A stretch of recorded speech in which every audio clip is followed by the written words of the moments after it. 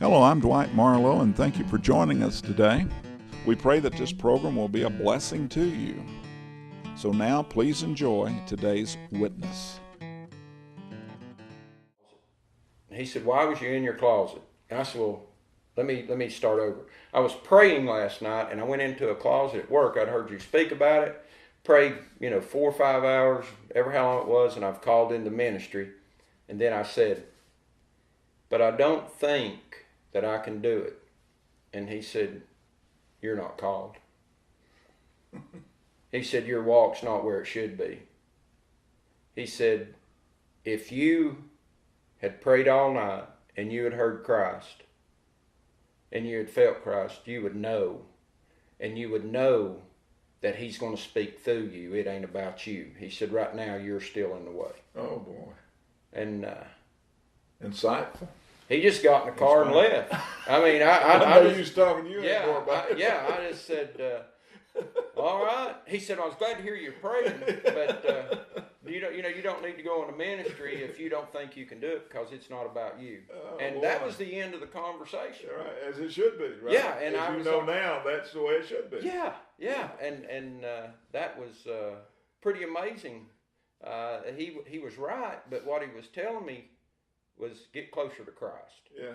And I didn't know Christ. Yeah. So I would have been somebody trying to get behind a pulpit that wasn't even saved. Yeah, because he knew your walk. He knew his son, Exactly. right? He knew his son.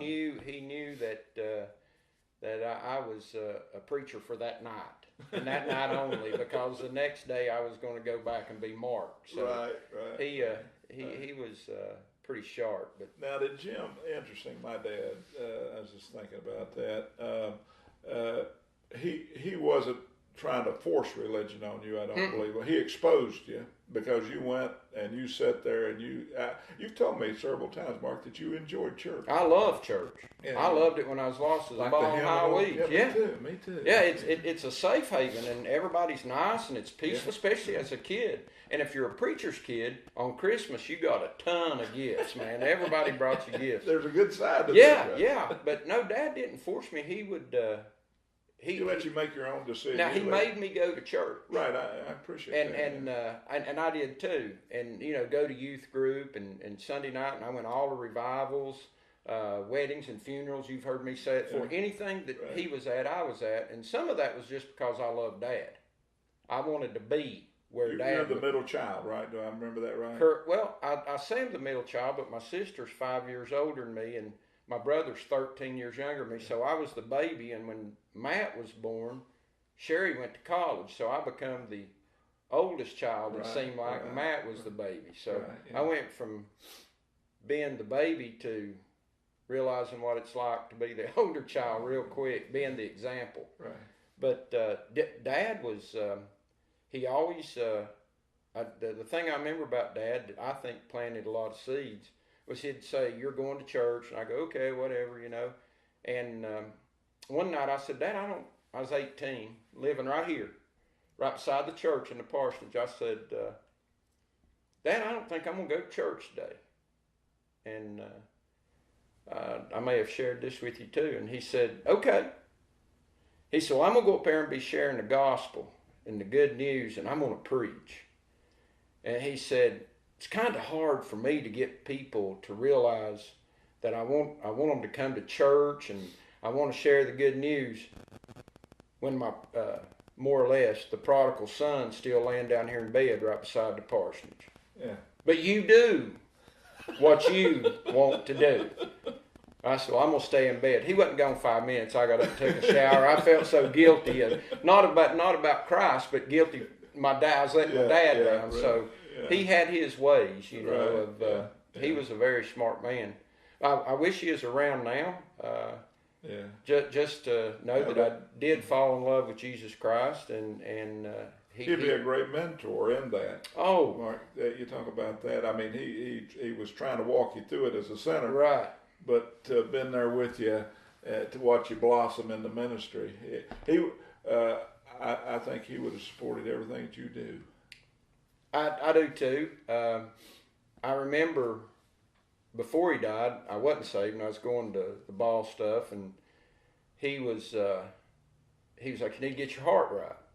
stuff like that. And then when he was dying, I was going to church and going to ball, and he said, "You going Sunday night?" Because I wasn't saved, and it was like, you go on to the ballpark, but you go to church Sunday night. And I think he was trying to let me just feel my way. He knew Jesus, that I was struggling. Right. Then I had started going back, and he knew that I was getting ready to maybe make a decision, but he wasn't alive when I did. Yeah.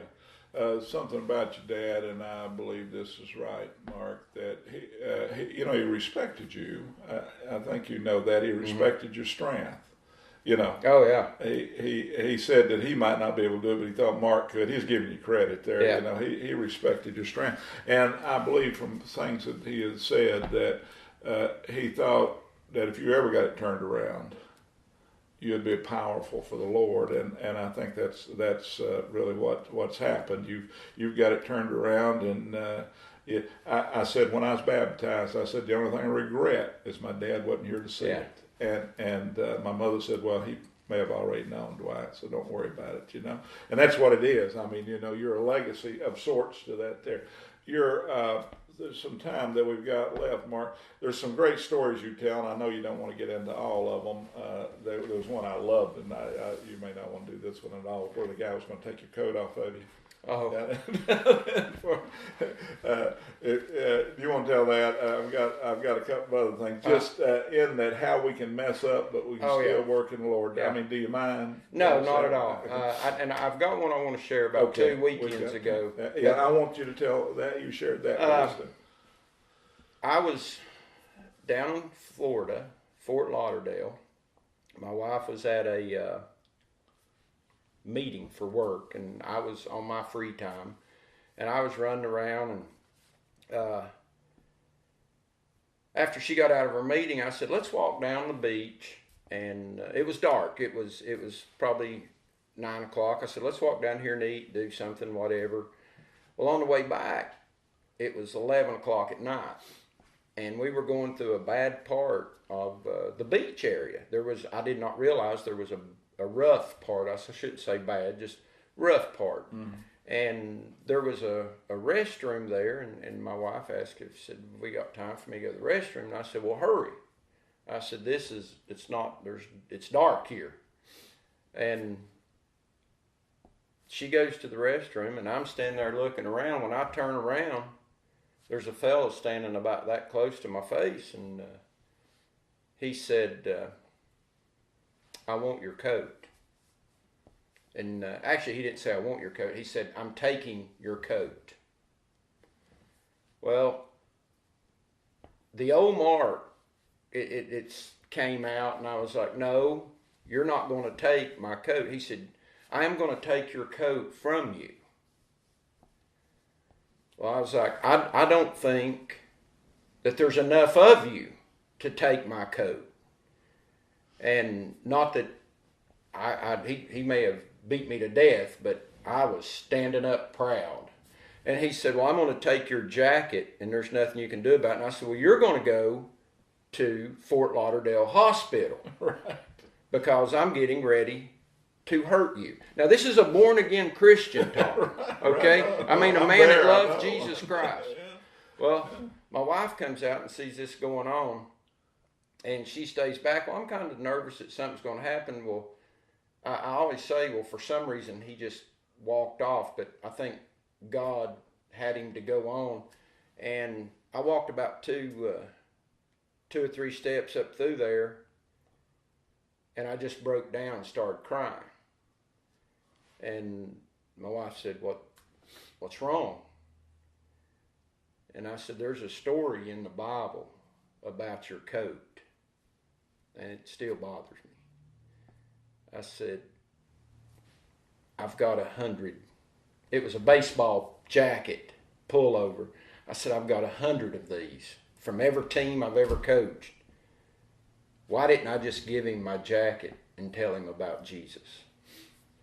And I learned a huge lesson that night. And I said, what if that was Jesus? And the little bit of the funny side is I think my wife said something to the point, well, I don't think Jesus would have walked up and said, I'm taking your jacket. He may have said, may I have your jacket? But there's something like that. But I learned a lesson that, again, it went back to 1 John chapter 2, verse 15, right. A man that loves the world.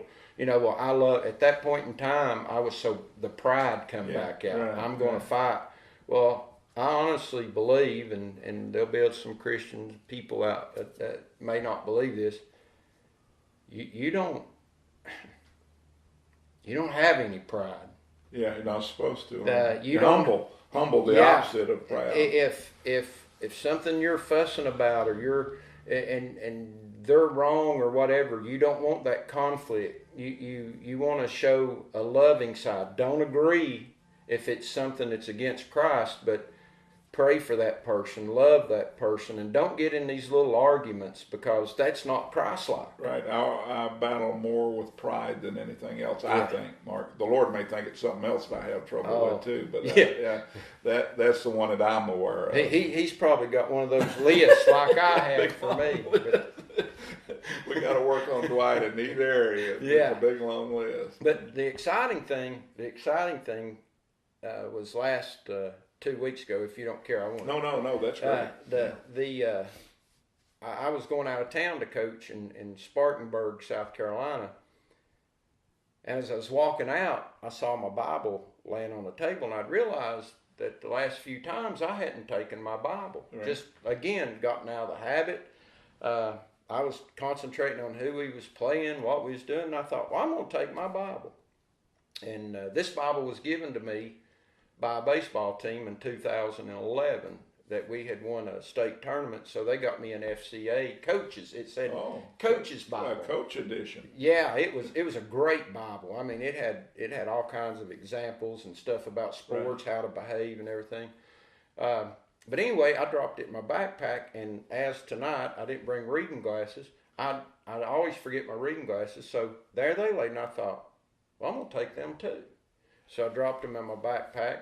Well, I go to the tournament on Saturday, and we're playing ball, and had a terrible, won one game and had a terrible game. And I know this is important that we had the worst game I had ever seen on Saturday afternoon. It was awful to a team that we should have really won the game early. All right. But we got beat. And I go back to the room, and next morning when I get up, I'm still aggravated a little bit of not the winning and losing, but over the effort. Right.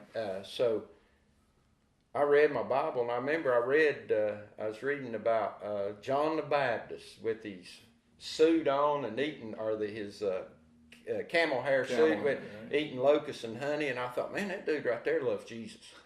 That's what it's all about. No matter what you look like, he's out in the wilderness. He's just going after it. He's going to tell people about Jesus, right, and that excites me. John the Baptist pumps me up because he didn't care. No, I'm going to tell you about my Lord and Savior. There's one better than I coming. Don't look at me. I baptize with water. He'll baptize with the Spirit. I get chill bumps on that one.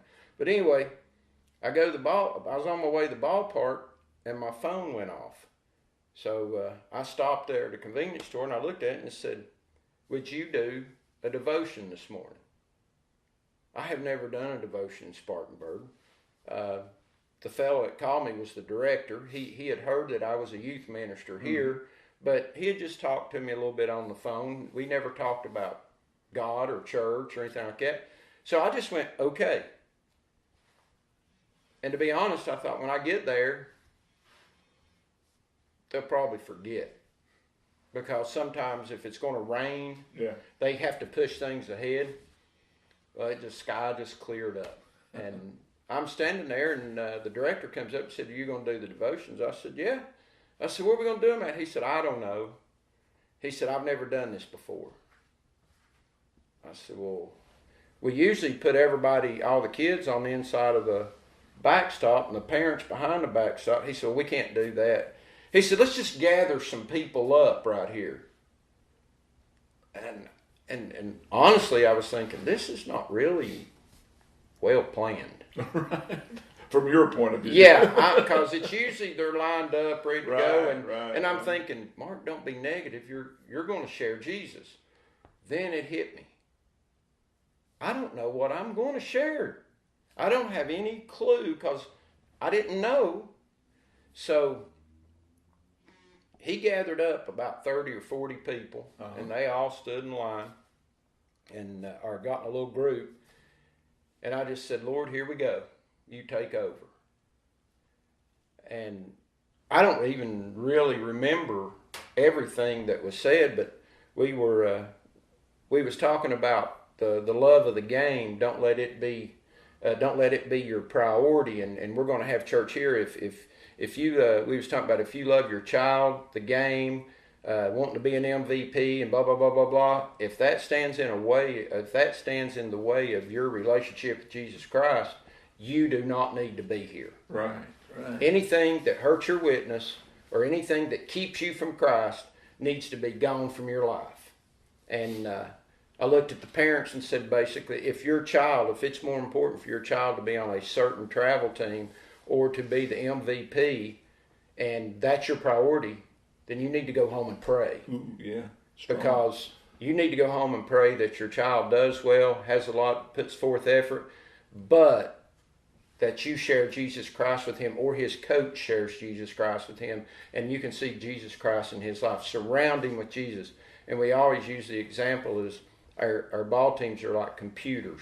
If you just go buy a computer and don't download anything in it, it's just a electronic device. It's not very smart. Right. Well, when kids grow up, it's whatever you download in them, what they think about or what they know. So put Jesus in there.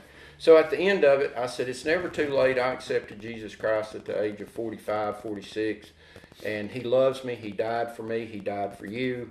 The worst death you could ever think, and it was a choice of the people. And I always say we chose to crucify him, a perfect man, and we took a murderer out of prison. And I said, I can't, and the words I told him was, I can't explain that love. I can't explain how you feel when you accept Christ. I don't think that any preacher or anybody else can. As you said earlier, everybody has their own story. You will know when Christ comes into your heart. You will know. You may not remember the time, but you'll know. I know mine was November the 7th, 2007. I know I was at the golf course. I don't know what time. But anyway, at the end, I said, if anybody wants to talk to me, come and get me. I had a game to play right after that. I said, if I'm coaching, and I say this humbly, but I meant it, come and get me off the field, right in the middle of my game, because this decision's the most important decision you ever made in your life, and I made the wrong decision when I was a teenager. Right. Well, we played a game against a team we should not have beat, and I'm not saying God won us a ball game, but we played exceptionally well. We won the ball game. I'm like, wow, we won that game. So we had to turn around and play another game. And this team was really good. We beat them 4-3. We turned our first double play up the middle. I'm like, okay, let's go, you know. Right. Well, after that game, we're going to the championship. Yeah, okay. So as I was walking off the field, I was high-fiving, and I always go to the mound and pray with the other team. I get both teams together and ask the coaches, and I always pray with the coaches that we just don't teach baseball, we teach Jesus, because kids always remember their coaches. Yeah. I don't care how old you are, I can go all the way back to I was 5, and I can remember my coaches and how they were. Well, as I was doing my little story and praying, I'm like, all right, we're going to the championship. I felt a tug on my arm, and this young boy, he was 11, and I recognized the uniform. We had played him the day before. And he said, hey, Coach, how you doing? And I said, I'm doing good. Now, I didn't know anybody down here other than my team. He said, can I talk to you? I said, do you want to talk about us beating you yesterday? He said, no. He said, I was at your devotion, and you said that I could talk, or anybody could talk to you anytime. I said, well, sure. What would you like to talk about? He said, I want to meet Jesus. Oh. He said, I want to turn my life over to him, and I don't know what that means. So I got to kneel down on the field and go through, and I didn't go through the do you believe and da-da-da. I asked him if he knew who Jesus was. Do you realize that how much he loves you? Uh-huh. Do you realize that what you're saying is he's my hero? I want to be like him. And I explained to him he's a king. That makes you you're royalty now.